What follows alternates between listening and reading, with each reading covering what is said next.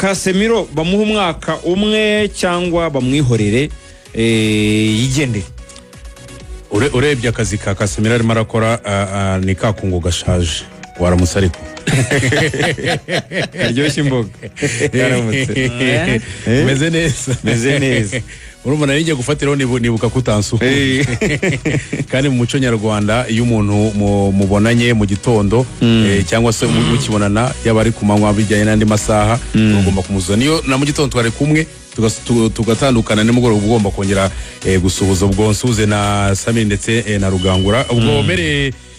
kuri cyo warumbajije ukurikije performance ya Casemiro nyuma yuko atangaje ko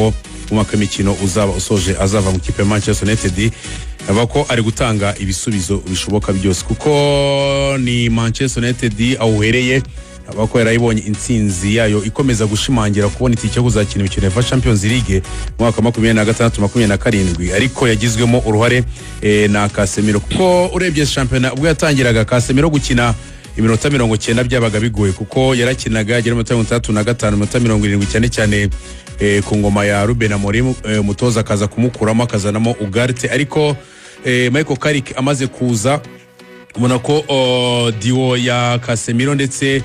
na Kobe Mainoo n'umusore muto w'umwongereza ubona ko hari kinini yakoze gituma uwitwa Bruno Fernandes akazi nk'umuplaymaker agomba gukora agakora neza kandi nawe agakomeza kuzamura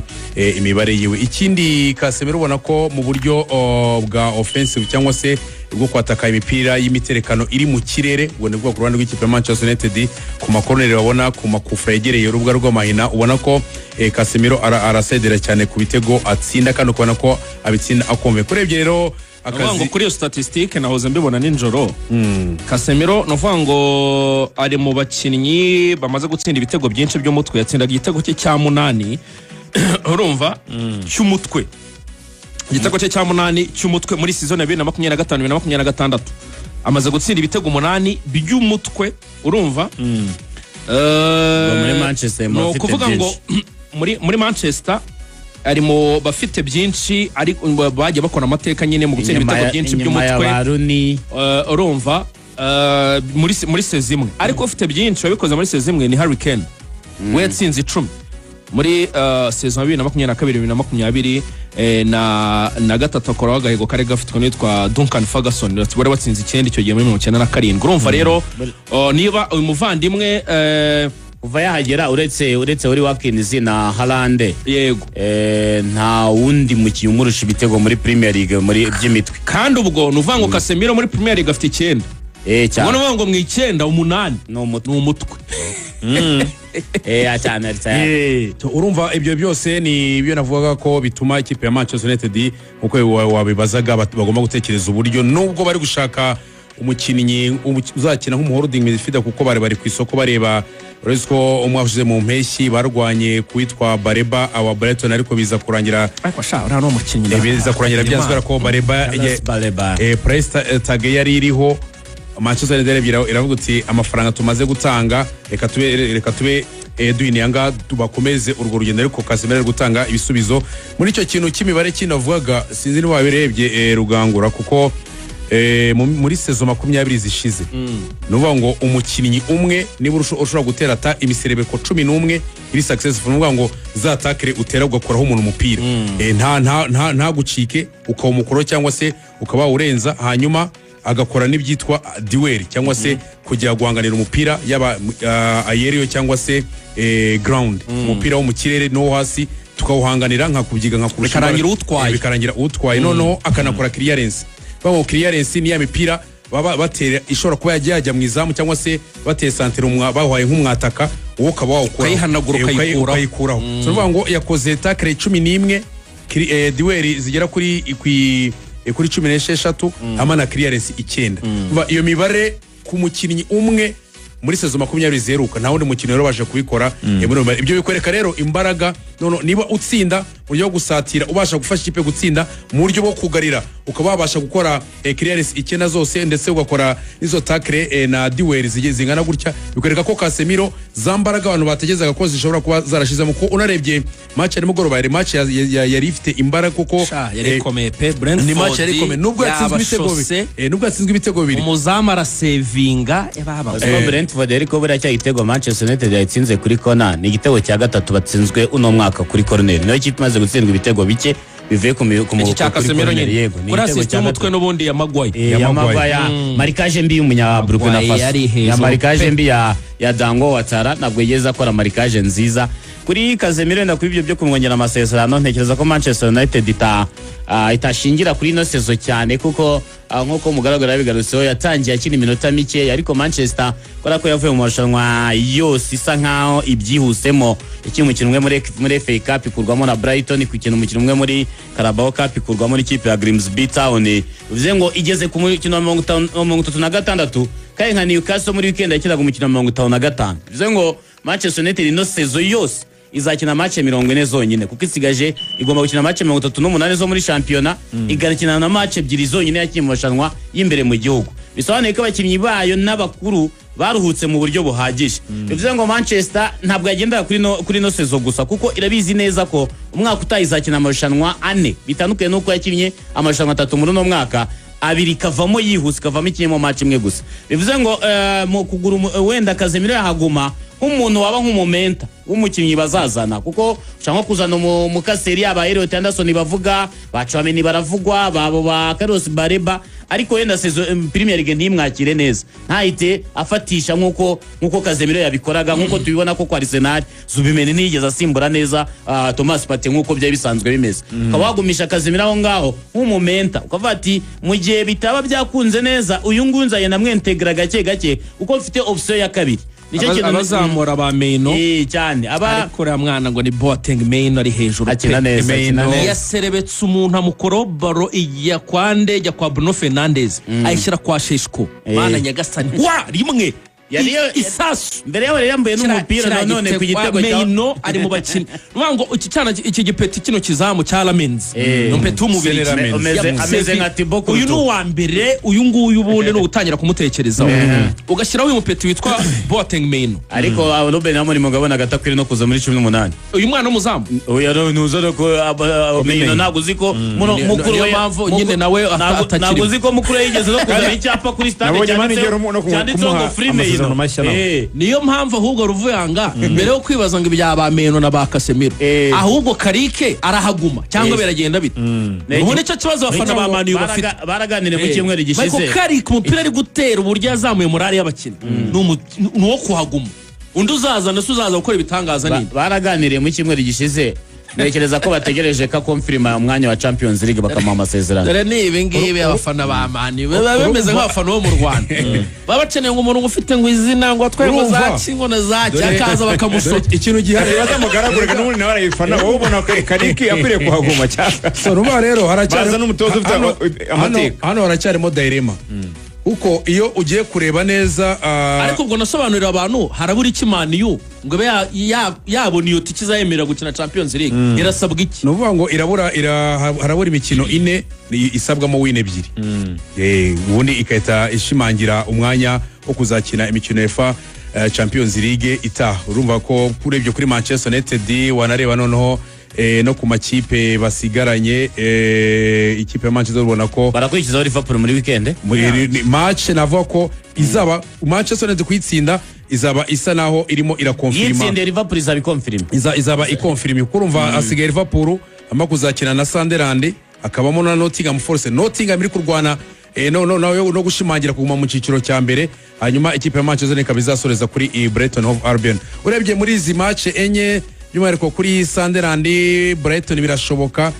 Nottingham nk'ikipe navuga ko yagora umwaka ushize ari nziza ariko biri kurwana no kutajya muri relegation zone ubwo ikaba iyo na West Ham ziri kurwana no gupeza ko Tottenham yagwa mu makipe 18 azamanuka nabako Nottingham Liverpool arizo match ushobora kuba bavuga ko zizagora Kariki ariko kubona win 2 kuri Manchester urebye match enye zisigaye Manchester United kuzakina Champions League muri sezo itaha byo ibi navuga ko ikigero kiri hejuru hanyuma ku kibazo cy'uko Karike yahaguma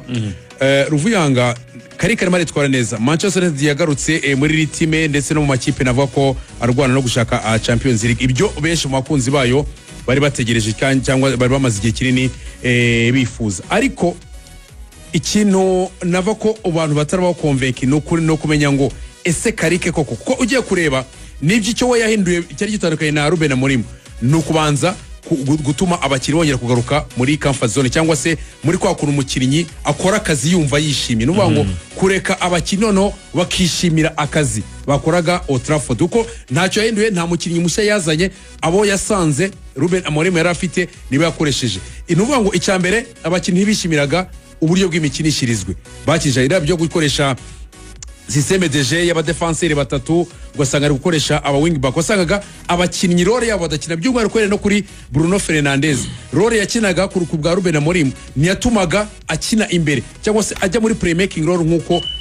abikora ubungubu cyangwa se muri bwa buryo bwo gukina ugaburira abataka Ruben Amorim yakinaga no mwanya ko Bema inari gukina arimo arakina uvuga ngo wasangaga akenshi witwa Bruno Fernandes igihe kinini ari gufasha ikipe ya Manchester United mu kudefanda kandi nugasanga Manchester United irachezinga baro igihe kinini cyangwa se iriruka ku mupira kurutuko iza kutegeka cyangwa se iza kugira dominance mu gihe ubungubu nkani mugoroba Brentford yagize cya kabiri kora ko iyo watsinze ibitego bibiri byaze kunza ikipe mu cya kabiri iyo wayitsinze ibitego bibiri igaruka ifite imbaraga ndetse no gushaka kwishyura ibyo bitego ariko urebye igice cya mbere dominance Manchester United ifite uburyo bwo kubaka umupira urahera inyuma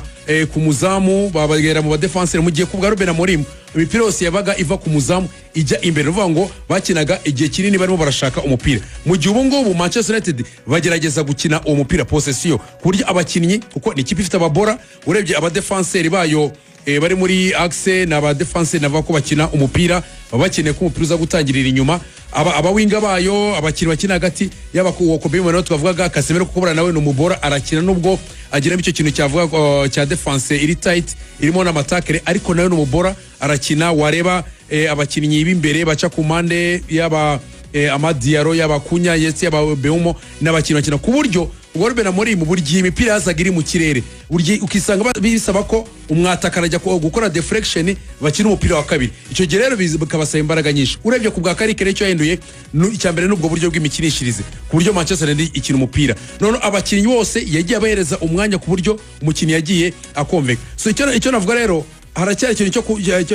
haracyari iyo dute yo kuvuga ngo ese Michael Carrick n'umutoza koko aramutse atangiye sezo ushobora kuba watwara ikipe cyane ko azaba amarushanwa yiyongereye ubu kimwe n'ubundi byamufasha nkuko na Ruganga rivuga Minisitiri Samir yavugaga nuko ari gukina irushanwa rimwe ryonyine wibuke ko harano yamaze ibyumweru bibiri abandi bakina watarimo arakina ko kuryitwaramo neza kuko imibare yiyeze gukubita iminsi 21 atarakina kuko ari gukina irushanwa rimwe iyo uri gukina irushanwa rimwe imibare irora kuruta n'abandi barimo baravuga ngo bari gukina amarushanwa uko imibare imeze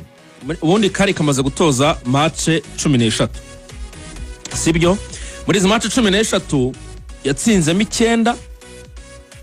anganye 2 atsindwe 2 urumva imibare ni myiza nubwo kuva Karike afata ikipe yafashe ari ku munsi wa 20 ari kuri match day 22 munsi wa 22 amaze muri iyo mikino yose amaze gucollecting amaze gukora mu minota 29 barakubwira ko muri iyo period hagati aho ngaho muri icyo gihe niwe mutoza wasaruye amanota menshi muri icyo gihe ubaze igihe yifatiye Manchester United yabatwaye igikombe yego yabari ya mbere rwose ngo Karike rero Michael Carrick tukazarine turebe niba zahabwa amasezerano yo gutoza ikipe mu buryo buhoraho hasi nubwo bavuga ati Oregano Sasha yigeze kutubeshya kora saison nk'iyi aba ariko yateka tuyitura mwizera ubona ko abantu barimo barabigendamo gake gake n'abarijandere ba Manchester baracabigendamo gake niyo mpamvu ibitekerezo byinshi biracyaryamye n'ubundi gukubita kontra iremereye n'amafaranga menshi witwa Jurgen Klopp nibyo bakiri guteye ruba ntabwo Jurgen Klopp biheye cyoze Liverpool akajya no gutoza Manchester no ese uriya no umukinnyi igitandukanye ntabwo DNA yeze ariza Liverpool amateka mu Bongereza arakora cyane reka turebe babigoye ariko ngiye mbona Karike bazamakazi kuko niyo muntu utabasaba amafaranga menshi ku isoko niyo muntu uzi gukoresha abakinnyi mu myanya yabo agakorera nk'ubu kino gipeti kivuye muri Arsenal kitwa Eden Heaven wabona ko cyabaye kimwe mu defenseur yashingiraho kandi bagakina defense nziza ukanareba ko hagumye Karike bamwe na Manchester United iri muri mishinga yo kubaka stade ntekereza ko Karike ariwe muntu wabasaba amafaranga make ku isoko kuruta undi mutoza bazana ubwo bizasaba support gusa ya sport directing ndetse ubwo no kuzamura scouting ku ikipe ya Manchester United nicyo kintu navuga ko Manchester United iri kubura kuri ubu ngubu ugereranije no muri vare wayo wi Manchester Man City kugiye kureba Pep Guardiola kimwe mu bintu byamugaruye kongera kugaruka ku gasongero Manchester ndubona yari yamanutse nuvuga ngo iyo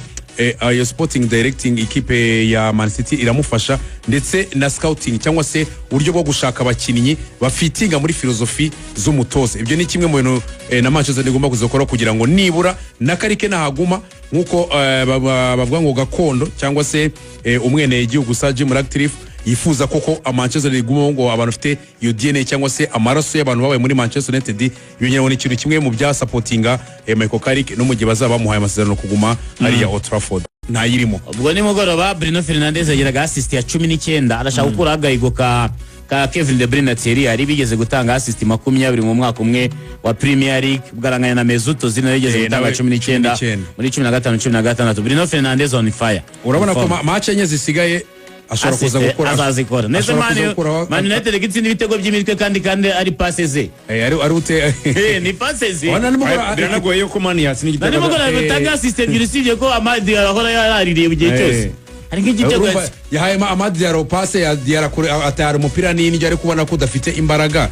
rero ubika ko ari na corner yari yateye yamagwaya wawugaruye niyo wari umaze kuyitera so nuko assist azaza hanyuma rero Perez ngo ni uzagenda uzamusimbura muri Real Madrid afite ukuboko kw'iburyo afite ukuboko kw'iburyo ni uzadesida rwose kuko afitemo icyo nakita nk'ari droit de veto ariko Madrid harimo ibintu byinshi ubona ko Perez abantu ko zino ziritambe abantu basigaye bamutinyuka bakanamubwiza ukuri bakamubwira ko igihe kigeze ko yarekura ibijyanye n'ubuyobozi bwa Real de Madrid bwo haracyarimo na issue yo gushaka umutoza